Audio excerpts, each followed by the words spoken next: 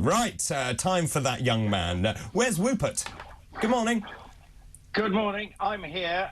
Like you, I'm planning to go out with a bang as well. I'm not going to grow old gracefully. Disgracefully. Anyway. Yeah, Absolutely. Right, I imagine horses involved in your funeral.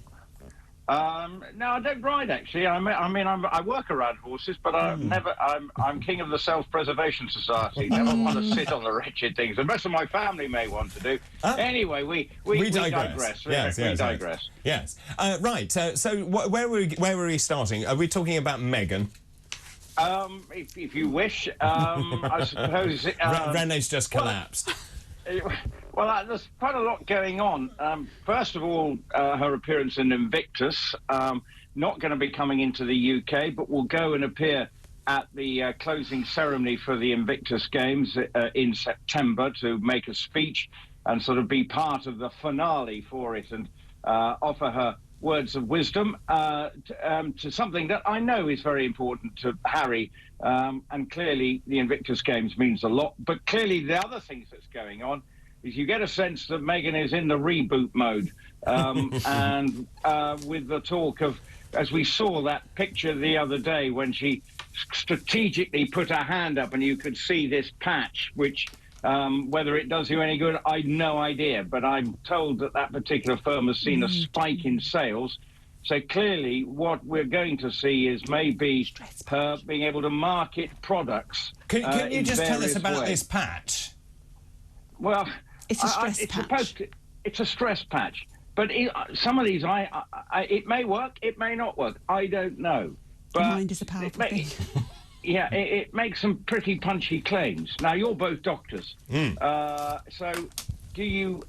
look, we know there are cigarette patches and all these sort of things. Where do you stand on those? Rene?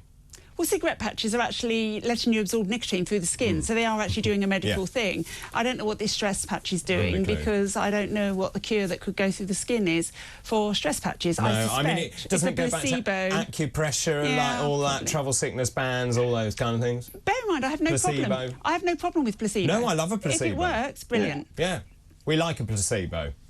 Well, I think there may be an element, they say that it makes you all feel mellow or something like that because it just does something to your pulse, presumably. Look, that's way off my pay grade. Back to horses if we carry on like this. I would stick to horses. Yeah. But clearly that was a very strategic photograph, and I think that's saying that every time she made posts, she could earn $1 million. Oh, look, which is a staggering amount of money. Whether you agree with her or disagree with her or whatever your opinion of her, she has a name, and if she's going to put something out there, people are going to look. So brands will want to be associated with you think. But this might just be part of the way. If she doesn't say anything, but she's just photographed, it might actually be the way forward for her, because I think people actually find it frustrating when she speaks and the sort of psychobabble that comes out and the sort of word salads that she comes out with that frustrates people rather than actually. Well, Rene says she can put the patch over her mouth. Well, Rene, that's harsh, but what I think we can see that she's got maybe the Spotify thing hasn't gone so well. It'd be interesting to see how that's an understatement. It'd be interesting to see how the Invictus documentary goes down. That's coming out on the 30th. Now, I wish it well because I want those stories to be trumpeted and being, reflect the bravery of all the people who take part in that and the stories behind that. And there will be some fascinating stories, and hopefully it will be all about the competitors and the people taking part. And I think if it's done like that, and I'm sure it will be produced well, it may be an interesting and well-received documentary. And I hope it does, because I completely believe in what is going on with the Invictus Games. We don't want it, though, to be the Harry and Meghan show at the Invictus Games. It needs to be the participant show with everybody else supporting them. And Harry can facilitate the publicity, but in a force for good. And that's what he did before, and let's hope he can continue to do in Dusseldorf this year. I agree. Also, and from your the feedback you're getting from your sources in the palace, is Harry going to meet the King? I think it's probably unlikely, because there's a lot of baggage going on around that. Look, he's coming in for the Well Child charity, which again is something that he's deeply committed to. But whether there will be time to meet, I'm not so sure. It will be interesting if there are times for 15 minutes. You'd hope they'd find a way just to say hello face to face. But I'm not in a position to confirm or deny that they will be meeting. But Rupert, do you think if they don't meet, that really is a signal of how bad relations are now? I think the worst bit of relations are between the brothers. I think the king is desperate for an olive branch in many ways to restore some semblance of normality. But at the moment, the lack of trust between various elements within the royal family is the big issue. And until they can resolve that, a 15-minute chat is probably not going to be the way forward. Let's talk about Prince Andrew. I covered this week on Drive.